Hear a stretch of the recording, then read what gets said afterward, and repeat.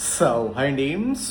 Vietnam ఎంబీబీఎస్లో చదివి Vietnam MBBS చదివి అటు నుంచి అటు ఫ్రీగా యూఎస్లో మెడికల్ పీజీ చేయొచ్చా అని అడుగుతున్నారండి. సార్ మీకు జస్ట్ అవి అడ్వర్టైజ్మెంట్ పర్పస్ అండి, అడ్మిషన్ల కోసం అడ్వర్టైజ్మెంట్ స్టంట్స్ తప్పితే రియాలిటీ అసలు నథింగ్ అనమాట. ఎందుకంటే వియత్నాంలో ఇప్పటివరకు ఒక ఎంబీబీఎస్ బ్యాచ్ కూడా బయటికి రాలేదు. సెకండ్ ఇయర్ థర్డ్ ఇయర్ చదువుతున్నారు. అసలు అక్కడ అసలు ఎఫ్ఎంజీ ఎలా ఉందో, అసలు ఎన్ఎంసీ రూల్స్ ఫాలో అవుతున్నారో ఇది కూడా ఇప్పటివరకు తెలియదు. ప్రతి ఒక్కరు ఏంటంటే చాలామంది స్టూడెంట్స్ అంటే ఇప్పుడున్న స్టూడెంట్స్ ఏంటంటే ఎంబీబీఎస్తో పాటు మెడికల్ పీజీ అక్కడే సెటిల్ అవుదాం, ఆ కంట్రీలో సెటిల్ అవుదాం, అమెరికా వెళ్ళిపోదాం, ఆస్ట్రేలియా వెళ్ళిపోదాం, మళ్ళీ ఇండియా రాము అని ఆశతో ఉంటున్నారు కదా. ఆ ఆశని ఏంటంటే ఎన్కేష్ చేసుకుంటారు. రియాలిటీ అది కాదండి. మీకు ఏంటంటే ఎంబీబీఎస్ పర్ఫెక్ట్ స్టాండర్డ్స్ ఉండాలి. పిల్లర్స్ అనమాట ఎంబీబీఎస్ చదివేది. మీరు ఏదో నార్మల్గా జార్జియాలు, కిర్గిస్తాన్లు, వియత్నాంలు, ఉజ్బెకిస్తాన్ అన్నారు అనుకోండి, స్టాండర్డ్స్ ఉండవు. లేకుండా స్టాండర్డ్స్ లేని కంట్రీలు, స్టాండర్డ్ లేని యూనివర్సిటీస్ చదివితే అసలు మన ఫ్యూచర్ అనేది ఉండదు. మీకు పిల్లర్స్ లేకుండా ఎన్ని ఫ్లోర్లు బిల్డింగ్ కడతారు?